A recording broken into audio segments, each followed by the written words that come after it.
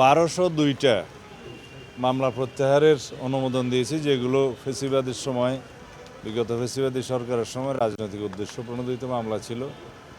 এগুলো প্রত্যাহারের জন্য আজকে অনুমোদন দেওয়া হয়েছে।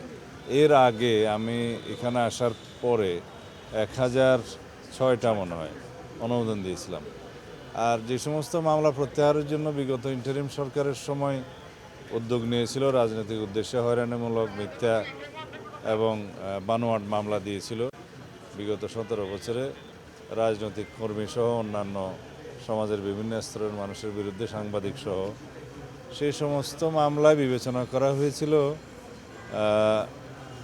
মার্ডার কেস বাদে এক্সপ্লোসিভ এবং অস্ত্র মামলা, মাদক, আর একটা যেন নারী শিশু। এখন পিরিয়ড হোক রেগুলার বা হেভি, প্রয়োজন মতো কনফিডেন্স আছে রেডি। Play with confidence. এই বিষয়ে মামলাগুলো বাদে বাকি মামলাগুলো বিবেচনায় নেওয়া হয়েছিল, কিন্তু আমার বিরুদ্ধে বহু মার্ডার কেস দেওয়া হয়েছে।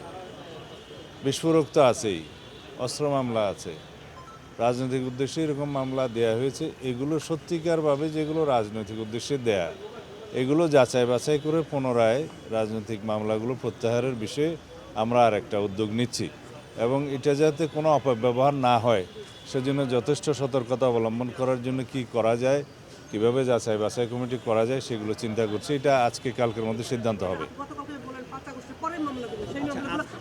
ওগুলো আলাদা, এগুলো তো বিগত 17 বছরের মামলাগুলোর কথা বললাম। কিন্তু 5 আগস্টের পরে যে সমস্ত মামলায় শয়ে হাজারে হাজারে আসামি করা হয়েছে, এরকম কিছু মামলা আছে।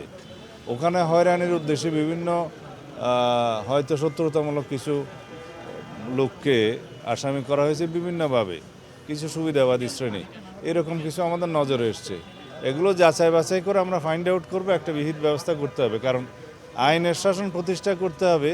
আর মামলাবাজির মধ্য দিয়ে যদি কারো হয়রানি হয়, তো সেটা আইনের শাসন হলো না। এগুলো বাকি বিষয়ে পরে কথা বলবো।